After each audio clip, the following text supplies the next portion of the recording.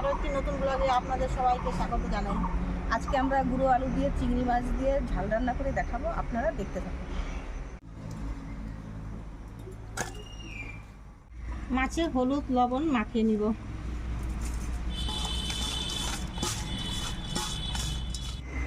কড়াইতে তেল দিয়ে নিলাম, মাছগুলো ভেজে নিব।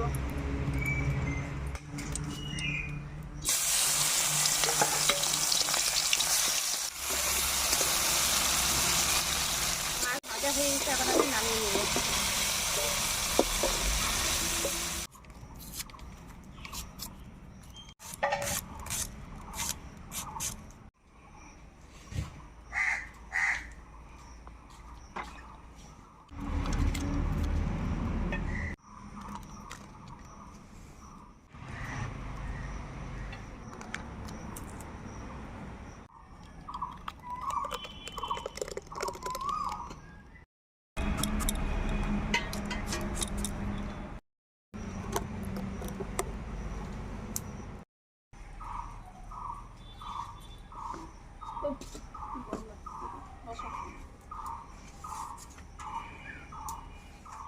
ভাজা তেলের মধ্যে আমি দুটো শুকনো লঙ্কা, দুটো তেজপাতা, একটু জিরা ফোড়ন দিয়ে নিলাম।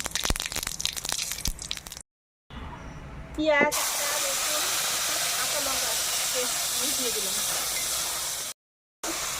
এখন মশলাটা আমি ভালো করে ভেজে নেব, তারপরে গুঁড়ো আলুটা দিয়ে দেব।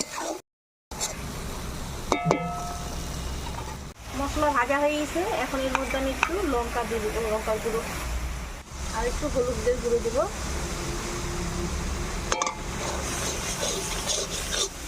একটু চিনি দিয়ে দিলাম। এখন আমি গুঁড়ো আলুগুলো দিয়ে দিলাম।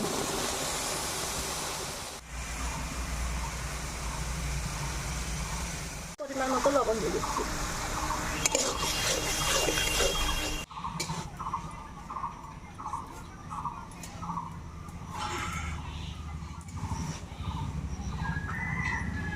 চিংড়ি মাছটা দিয়ে দিচ্ছি।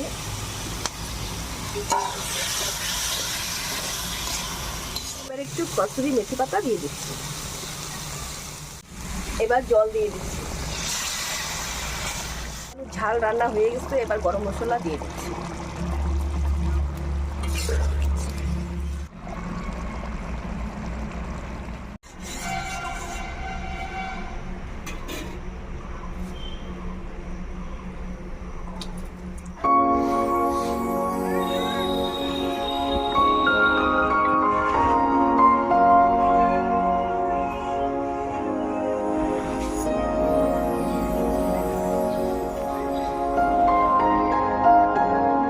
গুঁড়ো আলু দিয়ে চিংড়ি মাছের ঝাল করে দেখালাম।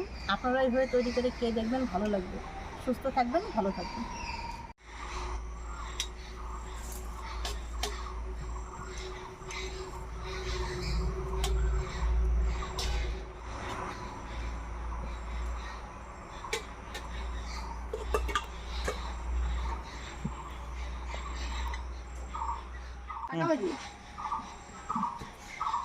দারুণ